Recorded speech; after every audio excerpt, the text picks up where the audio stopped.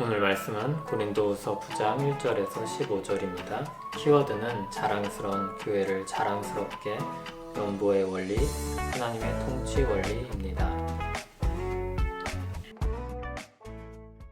성도를 섬기는 일에 대하여는 내가 너희에게 쓸 필요가 없나니 이는 내가 너희의 원함을 알미라.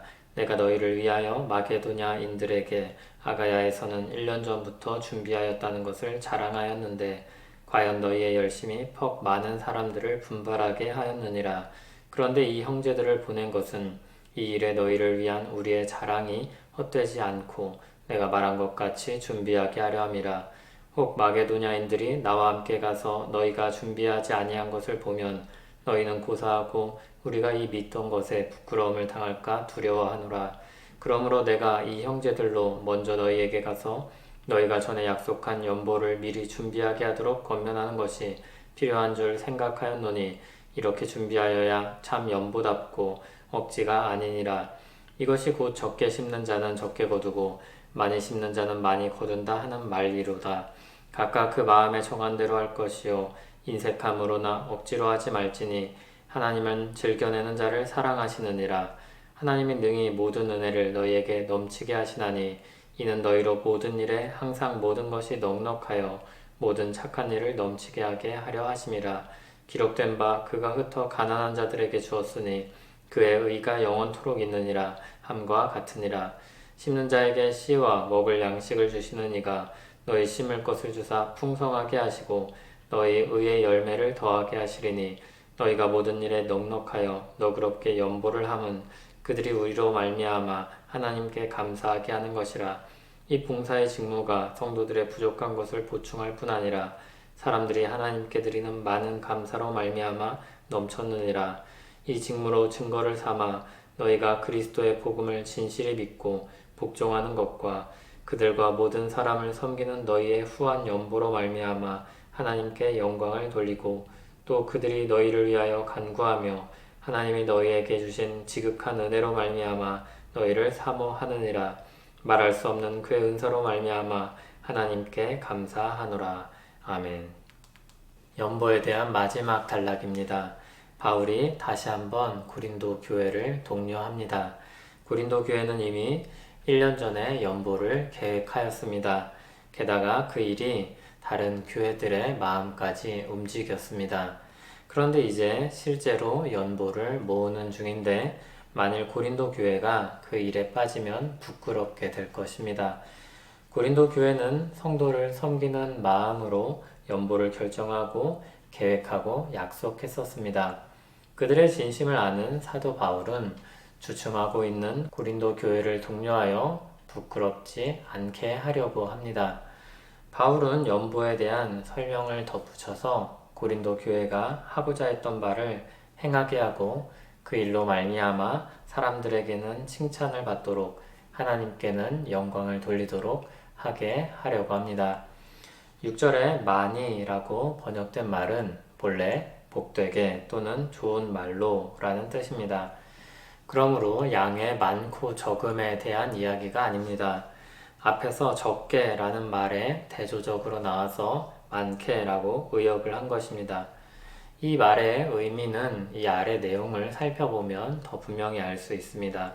7절을 보면 적게 낸다는 뜻은 인색함으로 또는 억지로 한다는 뜻입니다. 그러면 복되게 한다는 것은 무엇입니까? 7절 뒷부분에 나오는 내용입니다. 먼저 즐겨내는 것이 복되게 내는 것입니다. 기쁜 마음으로 자원하여 내는 것입니다. 그렇게 할 수 있는 마음은 그럼 어디서 나옵니까? 모든 은혜를 넘치게 하시는 하나님을 믿는 믿음에서 나옵니다. 어떤 하나님에 대한 믿음입니까? 8절입니다. 모든 은혜를 넘치게 하시는 하나님입니다. 그분이 모든 것을 넉넉하게 하셔서 모든 착한 일에 항상 넘치게 하실 것을 믿습니다. 여기 계속해서 반복되는 말이 있습니다. 모든입니다. 모든 은혜, 모든 일, 모든 것, 모든 착한 일, 그리고 항상이라는 표현도 같은 말로 쓰였습니다. 한 구절에서 모든이라는 말이 5번이나 반복됩니다. 모든 시간, 모든 것을 주관하시는 하나님을 믿습니다. 그래서 철저히 하나님의 마음과 하나님의 뜻에 초점을 두는 것입니다. 모든 시간, 모든 것을 기쁘게 쓸 수 있습니다. 구절을 보면 하나님의 마음이 어디를 향하고 있는지 보여줍니다. 가난한 자들입니다. 은혜를 부어주신 사람들을 통해 흩어 나누시는 것이 하나님의 마음입니다. 그러면 그렇게 기쁜 마음으로 연보를 할 때 하나님께서 무슨 일을 하십니까? 그게 10절부터 이어지는 내용입니다. 10절 말씀처럼 하나님은 심는 자를 채워주셔서 의의 열매를 더하게 하십니다. 계속해서 공급하셔서 그 사람이 의의 열매를 맺게 하십니다. 있는 자가 받아 풍족하게 되어 더 의를 따라 살게 하십니다. 11절, 12절 말씀처럼 모든 사람이 하나님께 감사하게 합니다. 하나님을 드러내시기 위한 도구로 기쁨으로 심는 자들을 사용하십니다. 13절을 보면 이를 통해 그리스도의 복음이 전해지며 결국 하나님께 영광이 돌려집니다. 14절을 보면 이를 통해 연보를 받은 성도들이 고린도 교회를 위해 기도하게 됩니다. 마지막으로 15절을 보면 하나님께 감사하며 찬송을 부르게 됩니다. 이것이 연보의 원리입니다. 그러나 연보의 원리는 경제 원리와 다릅니다. 100만 원을 넣으면 이자가 붙어서 110만 원이 되는 원리가 아닙니다. 이런 원리에는 무엇이 빠져 있습니까? 하나님이 없습니다. 그냥 그것은 법칙입니다. 어떤 마음으로 하든지 상관없는 법칙입니다. 그러나 연보의 원리는 정해진 자연 질서의 법칙이 아닙니다. 하나님의 통치 방식입니다. 하나님이 다스리시는 원리입니다. 그러므로 온 마음과 뜻이 하나님을 향해 있는지 그렇지 않은지가 그 무엇보다 중요합니다. 그래서 누가 더 많이 내느냐 이것이 중요한 게 아니라 누가 하나님의 마음에 합한 사람으로서 행하느냐가 중요합니다. 하나님의 뜻을 위해 섬기려는 마음을 가졌다면 하나님이 채우시고 하나님의 일을 하게 하십니다. 그것이 연보의 원리요 하나님의 통치 원리입니다. 그러므로 연보의 원리는 결국 무엇입니까? 하나님 나라의 원리를 따라서 사는 것입니다.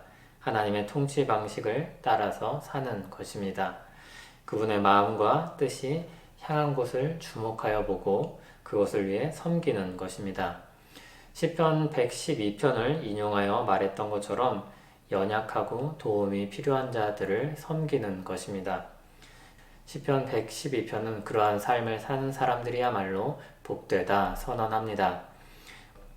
오늘 말씀은 우리를 격려하여 복 주시고 채우시는 삶으로 인도합니다. 살아서 역사하시는 하나님의 통치를 따라서 살도록 우리를 이끌어 줍니다.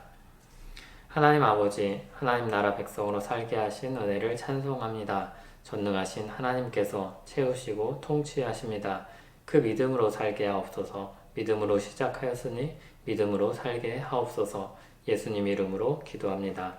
아멘.